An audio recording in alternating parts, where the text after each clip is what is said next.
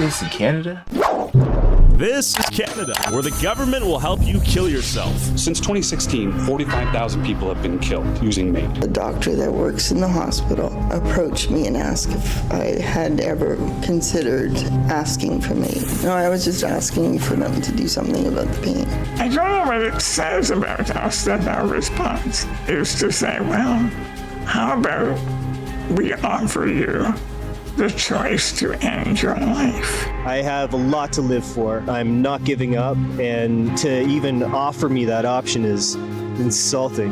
I've been in the place that a lot of people who want MAID have been in, where they just want it for an ending. They're like, I've suffered enough, I'm done, I can't do this anymore. And I repeatedly, I think it's 3 times, asked you about organ donation, where you're literally too poor to live, let us take your organs, and you saved us $86 million. Since 2016, Canada legalized euthanasia for those suffering terminal illnesses with reasonably foreseeable deaths. They called it medical assistance in dying, MAID. And in 2021, Canada controversially amended the law to extend MAID to people suffering from a grievous or irremediable condition that have no risk of a foreseeable death. And in 2022, MAID use increased 31%, with 13,241 MAID deaths, accounting for 4.1% of all deaths in Canada that year. But with the wait times to have the government help you unalive yourself being shorter than the wait time to receive pain treatment, long-term care, and other medical support, That is to insane. improve the quality of life for people with serious illnesses, many Canadians fear the government is making it easier to die than to receive the medical care that the disabled, elderly, and mentally ill need. Non-contributing members of society, so the homeless are being targeted, elderly are being targeted, mentally ill are being targeted. Allowing the state to make decisions about who should live and who should die, you don't know what kind of monster you're likely to conjure up doing that. But why is Canada helping more people end their lives more than any other country on earth? Is MAID a program to give those who are suffering a more dignified death? Or is MAID a dystopian eugenics program designed to kill those stressing Canada's overburdened socialized healthcare system? I hit the streets of Toronto to see what Canadians think about MAID and who should qualify to be able to die. What? Any thoughts on medically assisted death here in Canada? I mean, I think under the right circumstances, yeah. Okay. I've lost a family member to it, but it's a different type of grieving, but yeah. Hey, if that's what you want, I guess go for it. If you got some mental illness, maybe that should be something that we look closer at, but especially for older people, like, you know, if you want to go, you have every right to if you want. What about a minor? Not a minor, I would think. You definitely need to be able to, you know, legally make your own decisions. Let's say I'm depressed and I go to the state and say, hey, I want you to kill me. Do you agree with that or too far? Too far. Too far? Yeah, it's too far. Good or bad thing? Too far. Good. Do you think it should only be accessible to terminal illnesses or mental illnesses as well? Illnesses as well. What was the situation you lost your family member to in that context? Cancer. Okay. When you know it's terminal, she fought 18 years of a phenomenal fight, but you get to the point where you just want to be on your way with dignity, and I think it was a difficult thing for those left behind, but an important thing to be available to her. Do you think she died a more dignified death, in her opinion, than she would have otherwise? 100%, because she was in her full capacity and she made her own decisions on that. It's a bad thing. Bad thing? Yeah. Personally, I don't agree with it. When somebody is in that state in their life, they shouldn't have to decide on things like this. They're not in the mental position to make a competent decision? In general, I think for we human, we shouldn't encourage this sort of behavior. It will probably just bring some other problems in the society. I mean, I agree, some people maybe don't want to live because they are in bad conditions, so I think it's good that they can decide. What about, let's say I have an illness, a mental illness, like severe depression? Do you think I should be able to end my own life via the state? I don't think so, because maybe with therapy you can, and pills you can improve. Okay. But it's different if you are like in bad conditions physically. It's horrible. Horrible? Yeah. I'm a little undecided. Yeah. But I think if it makes someone happy and they choose it, I would be comfortable based on their decision.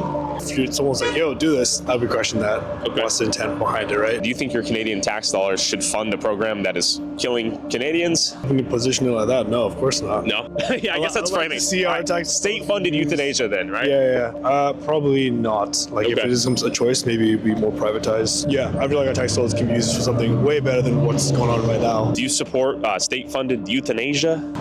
I do. Yes. What if I'm like severely depressed? Do you think I should qualify to go die by the state? No, I think you should help people for that. Euthanasia only for people who are very sick or, terminal. It depends, again, like it's case by case. If you're like 24, that's really young and like. I think that we need to look at if this person is wanting to commit suicide, then we need to look at mental health issues, not just let's just kill each other. I don't know. I think that it's being used in the wrong way in many instances. I think now it's getting applied in situations where I don't think it should be. So financial hardship, most especially mental illness, but especially financial hardship. I've heard of some stories where people just hand to mouth and they can't get out of it. And this is being proposed to them as an option. And I just think it's disgusting in that way. So, yeah. I think in general, it can be a good thing. I think it's being probably overextended with a little oversight. Do you think it's being offered to people who perhaps should not be offered death? That's a difficult thing to ascertain because I do think that people do have agency and should have a lot of say in their own matter. It's just a question of probably needs to be better vetted by regulatory bodies, in this case, generally physicians. In this. Do you think it should be state funded? Last question for it. We do have a healthcare system that is state funded, so if done appropriately, yes, I do. Do you think, given that Pandora's box is open here, that it'll be sold to certain individuals as a quick fix? I mean, my understanding is that it already has been, instead of providing a more holistic and more compassionate approach, because I think it might be a quick fix. I think if you have a terminal illness and that's an option you want to take advantage of, I think more power to you, but I just think that it's been pushed in ways that it shouldn't be. So a government program where I can die if I want to die, if I get 2 doctors to sign off, good or bad? I think it's good. Yeah, I feel like it should be someone's choice. They're right. If you don't want to live in a body that doesn't work anymore, it should be your right to be able to go. So, yeah, I think it's a personal choice. What is this animation? Obviously, but I'm telling you, what I see in a long-term care home is pretty sad. I don't want to live like that. I don't want to be able to not know if I'm hungry or feeding myself or taking care of myself. So I think it's a good thing, and I hope we keep it. That's track 1, obviously, right? That's the terminal illness. But do you think that should extend to, let's say, mental illnesses, like severe depression or something like that? Yeah, I think it should include that to certain degrees, with like lots of peer review, more than one doctor, lots of information thrown at it before any decision made. Yeah. But what about those who are not terminally ill but still want to die? Let me introduce you to Mitchell, a 42-year-old man who's considered MAID as an option to escape his mental illnesses and financial destitution. We're here discussing MAID. How did you get acquainted with MAID? Tell me a little bit about your story. You kind of start at point 0. Sure. The first time I learned about MAID was about 4 years ago. I was living in an absolute slum. It had black mold, a foot up the walls. My cat was really sick. My landlord was extremely abusive. He would knock on the window with a machete. We were raided by police twice, where I'm standing in my boxers being searched and my room's being searched, and I didn't know why. And I was paying $600 a month Canadian for that place. And eventually I hit a breaking point and I learned about MAID and I started to fantasize about it. I was like, that's my release. I can't do it myself. I've had passive suicide most of my life, so I haven't been able to act on it. And I was like, well, that's my way out. And so I started writing letters and I started getting myself ready to apply. I didn't get the documents. There was nothing printed. They were still kind of laying out the rules and they would have had it printed out by them, but they postponed it like the week before for 2 years. So 2027, March 17th is when MAID for solely mental illness will come into play. Tracks back to around when I was 17. That was the first time I was hospitalized. And they put me in there for a couple months and I found out I had social anxiety, generalized anxiety, PTSD, borderline and histrionic personality disorders, and major depressive disorder. And so they all nodded together. And I suspect now, later on, that I probably had autism too. And I was bullied and beaten up and lit on fire. And so it all kind of came to a point where I was like, I'm going to end my life and I was going to steal my dad's gun and do it. And so I told them, and they took me to Homewood here in Guelph, the mental hospital downtown. And when the doctors told them my whole diagnosis, by the time I was 18, a year later, I was homeless. I started selling my body at the age of 18, homeless, without any family. And that was downtown here at Guelph. And that just adds to the trauma. And it feels like it's almost like a blank zone. I was homeless seven times, hospitalized 14 times, lost track of how many clients I was with. It destroys you inside and you become so dehumanized. Diagnosed with 2 more mental illnesses since the homelessness. So did you speak to a doctor initially? Did you say, hey, I'm considering this? What are your thoughts? No. Okay, so you never got that far at that time. Got that far because I was waiting for March 17th. Was when they were going to make it eligible for people with solely mental illness, and I knew I'd have a fast pass. And then Mitchell and I went downtown to discuss another group he thinks MAID may be targeting. We're here right now because you used to live here. Yeah, actually, when I was 18, I first found myself homeless here in the downtown core of Guelph. You can feel the temperature right now with that wind. Imagine being in a small little tent and having just cardboard to sleep on. Your mind really starts to wander, and as I said earlier, you dehumanize yourself and you start to think of yourself as less, and that really, it leads towards you considering things like MAID or on your own. But MAID would be in place where you'd be able to get accepted for it and someone would do it for you. And if that's the problem that's stopping you, if you're stuck at, passive suicide, then you get that extra nudge that you don't You on Among Us today? Do you think people who are homeless will be targeted by the MAID agenda? I absolutely think so, just because through my own experience, I gained that agoraphobia and bulimia, and that made me eligible for MAID, and therefore that's already the targeting in place. Do you think there will be people calling the hotline, or will they be propositioned and sequestered by those offering MAID? I think a lot of people will call the hotline on their own because it's a very private matter, but I also think that there is going to be a group of professionals that are going to try and push it onto us like they have with veterans and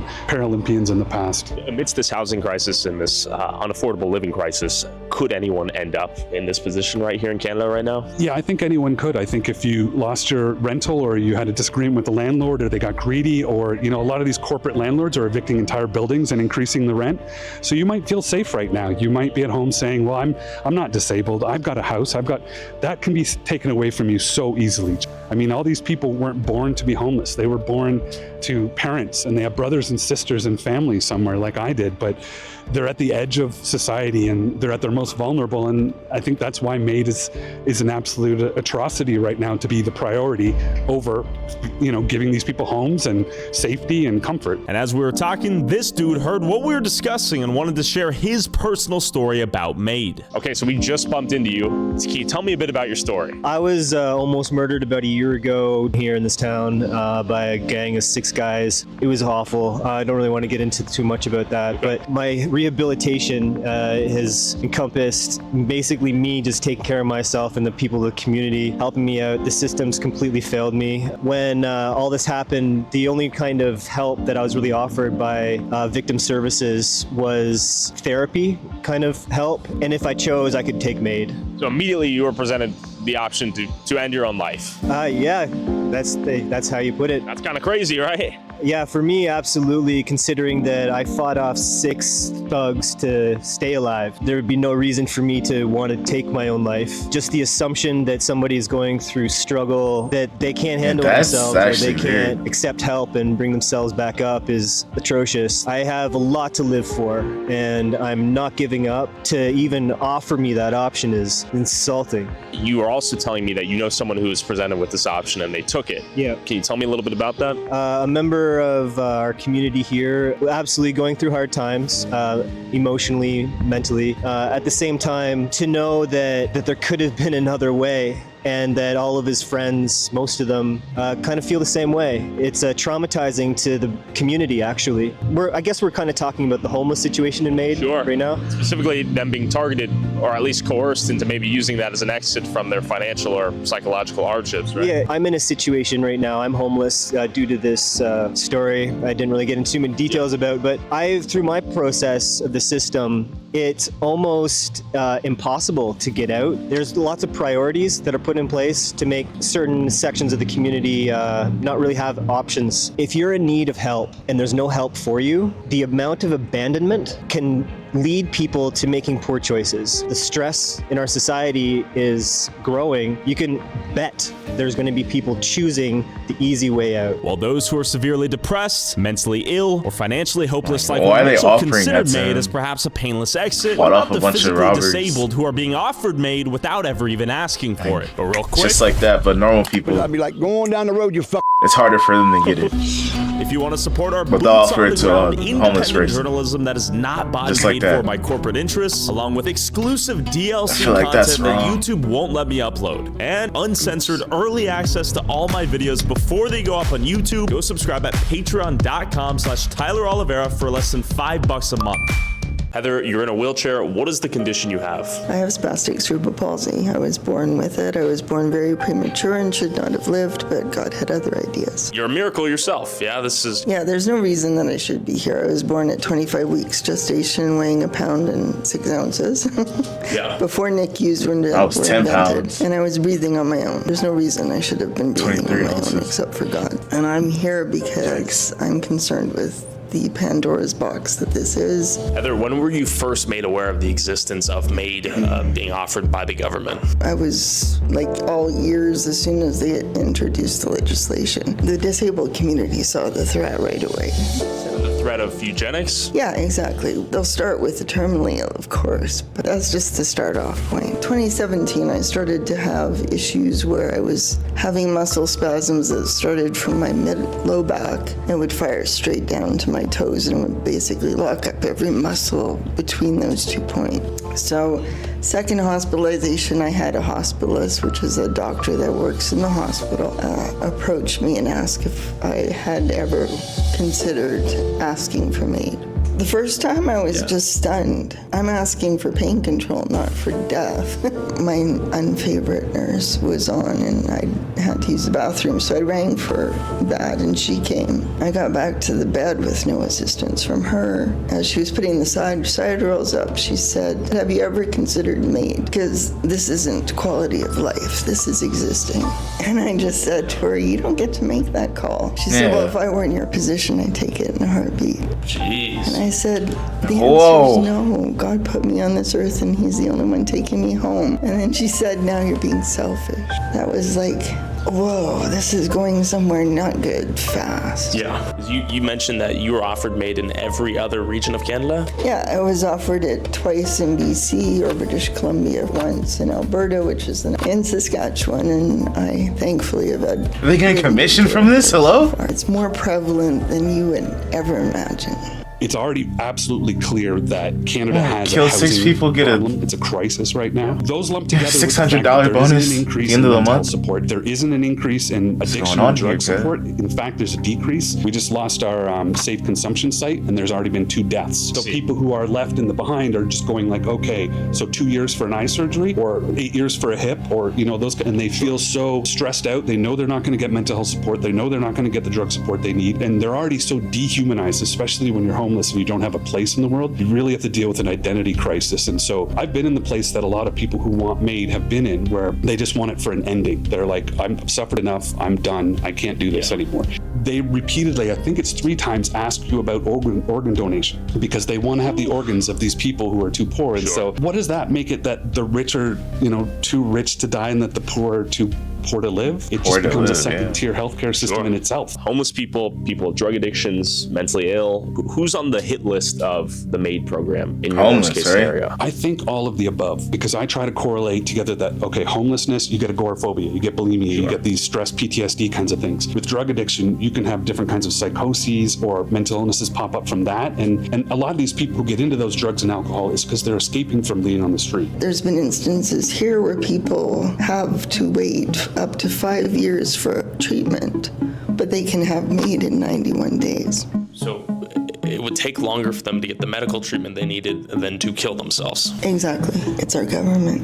And to get rid of people that have chronic conditions that use up a lot of healthcare dollars. The people that they see as non-contributing members of society. So the homeless are being targeted. Elderly are being targeted. Mentally ill are being targeted, though they say they're on hold, but it's just really just a facade. And children are next. It's We're weird trying to target euthanasia mentally for ill children with severe illnesses or terminal condition. So the child of a certain age could themselves, without their parents' consent, ask for MAID. That's what they're trying to pass, It'll be under the guise of chronic illness and stuff. So there's at least been 2 or 3 cases of people in poverty unable to pay bills, looking at homelessness, choosing MAID first. Like, the numbers are crazy. Let me get the stats up here. And in 2016, 1,018 people chose to die by MAID. Okay.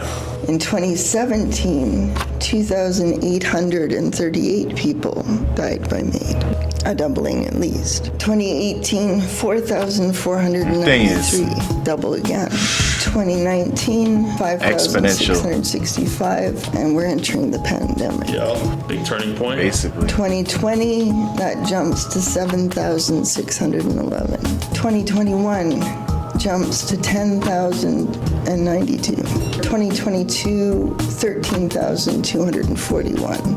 I've heard that figure could double for 2023. Why are people ending their lives? Because their choice for healthcare is being denied. Do you think the doctors see it as a productive, compassionate alternative to the healthcare, or is it just cost effective? Well, I think the doctors are being sold a narrative and buying into it. Some aren't, some are quitting. I think my doctor retired in 2016 because he saw the writing on the wall, and he's a Christian doctor. He couldn't be part of that. Yeah. I also couldn't find proof of this, so I can't back it up. But there's also organ donations have gone up exponentially since MAID. That's one of the last things they ask the family is if they'll donate their organ. You're too expensive, but we want your organs. It's dark. It's evil. It's downright evil. This is Canada. MAID at its core is coercive. Too. It's been whispering to me. I feel drawn to it all the time because it is that exit. It's replacing that passive suicide with a physical person who can do it for you at the end of the line. Yeah. There's a lot of stories, if you look them up, there's a Canadian Paralympian who was offered MAID, a lot of veterans. That was a big shocker a year or two ago where they're being offered MAID instead of help with palliative care or maybe hospitalization. You get that kind of that push and that draw from those kinds of people. And then you got lobbyists like Dying with Dignity, where they come into the picture and they don't care about the poverty issue, the homelessness issue, all that. They're pushing it for a right to die. So they're saying, it's dying with dignity. But my question to them is, how can you die with dignity if you didn't live with it first? A lot of us in the community have that passive vitality, so we won't act on it. But if there's somebody down there who's got a pill for you and they're just going to do it for you, that's the coercion. That's the easy way out. And when you're facing all these things, homelessness, poverty, drug addiction, mental health problems, especially when you're in psychosis, how do you make the right decision? At the point in which you were offered MAID, had you indicated any desire to end your life? Literally have no idea. You just got here. Whatsoever. No, I was just asking for them to do something about the pain. Hopping on the train. Gave me was helping. If you didn't have your condition, they would have offered you MAID in that context? Probably not. Probably not. It's ending a life. It's murder as far as I'm concerned. And I know there's a lot of countries right now debating this topic, which is why I'm talking about it, because I want those countries to know that it's a Pandora's box. Once the lid's off, there's no putting it back on. Can you tell me about the advocacy work you're doing and your position on all of this? Sure, yeah. I'm trying to make sure that everyone understands that this is not a black and white issue. That, if you ban all those seniors and people that advocates fought for their ability to be able to end their life near, the end of their own life as it is with stage 4 cancer and all that kind of stuff, that needs to be cemented and kept strong. But track 2 is the threat. It's a threat to people with disabilities. It's a threat to everyday people because people with disabilities are made up with people who are in car accidents, victims of assault from a partner, people who are at workplace and got injured. And all of them are falling under the disability tree now. And some of those people are being denied workplace benefits, or they're dealing with that violent partner still, and they're stuck there because of the benefits or because of homelessness. All these things are percolating together and making it an absolute threat to us through coercion. And a lot of people were scared of it, even though they wouldn't take it. They know that they're not going to, but they know it's there. It becomes this thing in your head where it's just a chant or an echo, where you're always like, well, it's a really bad day today, but at least I have MAID. We're having a health crisis right now because of the privatization thing, so hospitals don't have beds. There's hallway medicine. I haven't seen a doctor in 4 years. There's none available. If you want to call anyone near my house, you'll get an answering machine that says we're not taking new clients. Okay. So access to those things being denied, and then the federal government not giving us the disability benefit, both the provincial and the federal government shot down basic income. There's all these provisions they could do. They could do a national disability insurance plan like Australia, the NDIS. They could do basic income. They could do the Canadian disability benefit properly, where if we each got like $1,000 or $2,000 or $3,000 more a month, and that was supplemented with other, basic income and a couple other things, we would all be able to thrive. But right now, across Canada, every single province and territory, their disability amount is at least 1 to 2 times below the poverty line. So it's unlivable if you're in a position where you can't work at this point. And that's part of the coercion. unlivable, right? Why not go die, right? It's more or less the message they're sending. So. Heather, why are you vocally sharing your story about MAID? Because I have crosshairs on my back, and I need people to know it. I've said to all my family and friends, if you hear that they kill me by MAID, it's murder, because I didn't consent. And it's sick to me that I even have to say that to them, but if I ever get to a place where I can't speak for myself, I can't trust the healthcare system not to do it. I have to speak out, not just for me, but for everybody else. This is not normal. This is not right. This is not ethical in any way, shape, or form, and it should not be happening in a democracy, in a civilized country. Do you think many people who have tendencies are seeing MAID as just an escape route? Yeah, I agree with that. The only caveat would be that I've watched for 30 years while the supports weren't in place, and I don't trust they're going to be in place in 10 years. Sure. So where am I going to be in 10 years? How mobile am I going to be? How conscientious of myself am I going to be? Like, I don't even know if I'll be here because the amount of stress I deal with, I'm always worrying about a heart attack or a stroke. Unfortunately, I think it is a bit of column A and column B. Column A being that it is social murder. It's a eugenics, because the people who are most going to apply are the ones who are the most vulnerable, and they're getting the least amount of help. So it's just obvious social engineering, eugenics, whatever you want to call it there. So since 2016, 45,000 people have been killed. 13,000 were in 2022. And it's exponentially getting bigger. California has about the same population as Canada. And California's only done 850. Why are people killing themselves in Canada with MAID 16 times more than in California? Do you think the doctors are coercing them into this being a good option? I think it's a perfect storm. I think it's homelessness, poverty, doctors, the misinformation, and the dying with dignity lobbyists. It's going to be George Orwell. It's going to be 1984. It's going to be any of those warnings that we were getting. You're literally too poor to live. Let us take your organs, and you saved us $86 million. News media is not covering it because they're all corporate owned. It's been an absolute nightmare to get eyeballs on this. It's usually foreign press that comes and wants to cover MAID in Canada. Okay. Literally. It's dystopian. It's a big problem here because right now it costs us $80 billion to maintain poverty. So why wouldn't they start reinvesting that and redistributing that and getting some people off the streets? They also let in way too many immigrants. The one other thing that I've been worried about, I said it last year and I don't know how in place it is MAID in prison. Because if you think about it, you could kill a political prisoner, get them sent to prison, make MAID their only option, which is what we're all dealing with out here. If life's unlivable in there for them, they will I can choose see MAID, that. and you've just taken They someone will out choose without even that. firing a shot. It's a further hypothetical, but that's the slippery slopes direction. And I've also heard that minors who may qualify for the mental illness track and deformed babies or babies with severe disabilities are now being considered. Is that real? Yeah, that was real. That was a doctor in Quebec trying to table that. And I think that Dying with Dignity is also trying to put children in later on, but trying to get the win right now with the solely mental illness. That's the biggest problem with these types of programs. It is always a slippery slope. It's always something more has to be included. And that's what the UK is really echoing, where it's like, we might put this in place, but look what happened in Canada. Now they're doing this and this, and purely solely mental illness. Like, that's crossing the line. And if you go back in time 2 years ago, if it was sold to you and pushed on you by multiple doctors, do you think you would have taken them up on it? 100%. Because I don't care about my life and I want to change things. And my biggest goal doing all this advocacy that I do is to make sure that I don't happen again. That there isn't some 17-year out there about to go homeless and be 18, selling his body on the streets, living in squalor, becoming an alcoholic, and just bouncing around for 20-odd, 30-odd years, not understanding what was going on and who was doing it to him. But now that I'm an advocate, I'm on the other end of that, and I realized somebody was advocating for me when I was out on those bridges and in those cardboard boxes. $100. And that now I have to represent You got it for 40. maybe a couple thousand who are out there right now like that in shelters, who are on the street, who aren't vocal, who aren't articulate, who don't have the spot to be able to do these kinds of messages. And that's what you. Yeah. I think you need to remain here. Now you have responsibility. If you actually use it. Is there a world where MAID could be implemented against your own will at some point if some medical problem happened? If this pandemic treaty is signed, people don't understand what's in this treaty. It's far beyond just pandemic. Tell me what's in this treaty. It seizes control of healthcare, period, in the nations that sign up for it. They can force vaccinate anybody with any vaccine they deem necessary. And that's just the tip of the iceberg. There's other laws on our books right now. We've got a Bill 63, I think it is, that's in third reading right now, that would make speaking out against our government jailable. Just like Great Britain. Just like There was a UK. time nations stood up for democracy and fought for freedom, but this is a different kind of warfare now. And nations are being taken without a shot being fired. It's scary.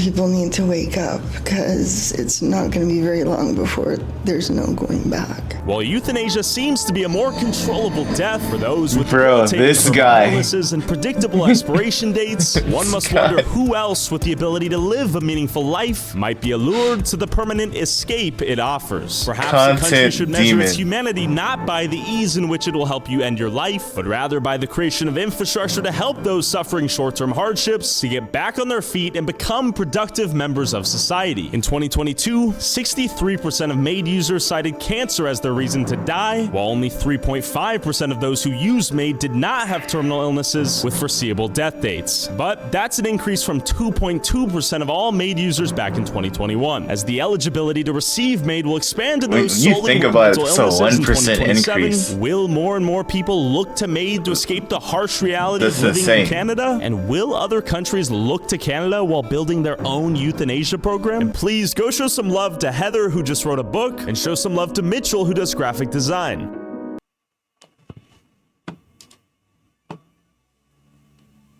We're not skipping over this. It's going to be very long before there's no going back. Not skipping over this.